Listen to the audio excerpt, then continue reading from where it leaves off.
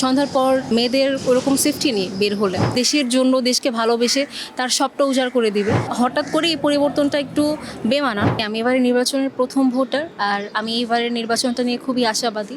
আমি ঢাকা ৮ আসনের ভোটার। আমার এরিয়াতে দেখা যাচ্ছে যে সন্ধ্যার পর মেয়েদের ওরকম সেফটি নেই বের হলে। তখন দেখা যায় আশেপাশে অনেক ছেলেরা থাকে যারা হচ্ছে ইফটিজিং করে বা অনেক ঝামেলা করে। আমরা ওইরকম সেফ ফিল করি না সন্ধ্যার পরে বের হয়ে। ওই জিনিসটা নিয়ে আমি চাই যে তারা কাজ করুক। আর তাছাড়া আমাদের খুবই কারেন্টের প্রবলেম হয়, ঠিকঠাক মতো বা কারেন্ট থাকে না, একটু পরে পরে কারেন্ট চলে যায়, আমাদের অনেক কাজ থেমে যায় এই কারণে। আমি চাই ওই দিকটাতেও তারা কাজ করুক। আর গ্যাসের প্রবলেম, এটা নিয়ে তো কিছু বলারই নেই, প্রচুর প্রবলেম করে গ্যাসের। তো আমি চাই তারা এটা নিয়েও যেই প্রার্থী জিতুক, আমি চাই তারা এটা নিয়ে কাজ করুক।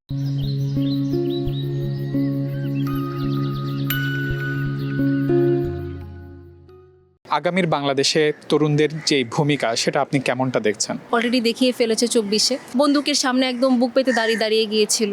আমরা এরকম কাউকেই তো চাই যে মানে কোনো পক্ষপাতিত্ব না করে দেশের জন্য দেশকে ভালোবেসে তার সবটা উজাড় করে দিবে। দীর্ঘ 15 বছর একটা স্বৈরশাসকের ইয়েতে ছিলাম, এখন হঠাৎ করে এই পরিবর্তনটা একটু বেমানান, মানে হঠাৎ করে হবে না। বাট আমি চাই যে খুব সুন্দর করে এই যে আমরা একটা বৈষম্য বিরোধী ছাত্র আন্দোলন করেছি, এত মানুষ আমরা প্রাণও দিয়েছি, আমাদের ভাই বোনেদের রক্তের একটা প্রতিদান পাক, আর এই জিনিসটা অব্যাহত থাকুক, যে সরকারই আসুক। আর আমরা যদি দেখি, আমার দেশের নাগরিক হিসেবে আমার মনে হয় এখানে যদি কোনো সেই আগের সিস্টেমে আমরা ফিরে যাই, আমরা চাই যাতে আমরা ওই সিস্টেমটাতে না ফিরে যেয়ে আমরা আবারও আমাদের সেই পথটা দেখাতে পারি, যেটা আমরা 24-এ দেখিয়েছিলাম। গণভোটের মাধ্যমে বাংলাদেশের মানুষ আসলে কি পেতে যাচ্ছে? আমরা যদি গণভোটকে হ্যাঁ বলি, আমার মনে হয় এটা আমাদের জন্য ইতিবাচক অনেক পরিবর্তন এনে দিতে পারে। যেমন আমরা আগের সরকার আমলে দেখেছি, তারা দীর্ঘ টানা 15 বছর ছিল শাসনে বা আসনে। তো এখন এখানে দেখা যায় যে ব্যাপারটা খুব মনোটোনাস হয়ে গিয়েছিল, একই সরকার, সে একই কাজ। আমার মনে হয় এটা যদি চেঞ্জ হয়, সরকারের যে একটা মেয়াদ দেওয়া হয়েছে, আমার মনে হয় মেয়াদ অনুযায়ী যখন কাজটা হবে, নতুন সরকার আসবে, আমাদের দেশকে নতুন করে পরিচালনা করবে, আমার মনে হয় সেটা আরও ভালো হবে আমাদের জন্য। ঢাকা খুবই একটা দূষিত এলাকার মধ্যে পরিণত হয়ে গিয়েছে। আমরা যখন আমরা বের হলেই প্রচুর ধুলাবালি, প্রচুর ট্রাফিক জ্যাম।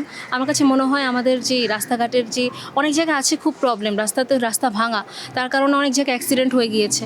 আমার মনে হয় আমি যেটা প্রথম চাইবো সেটা হচ্ছে আপনার রাস্তাগুলো যাতে ঠিকঠাক হয়, সব রাস্তা যাতে একদম নিট অ্যান্ড ক্লিন থাকে। আর তাছাড়া আমাদের অনেক ড্রাইভাররা আছে যারা অ্যাকচুয়ালি আমরা জানিই না যে কীভাবে কি রোড মেনটেনের যে ব্যাপারগুলো থাকে তারা মানে না। আমরা চাই এটা যাতে আরও শক্ত হোক, ট্রাফিক পুলিশের যে একটা দায়িত্ব আছে সেটা আরও শক্ত হোক।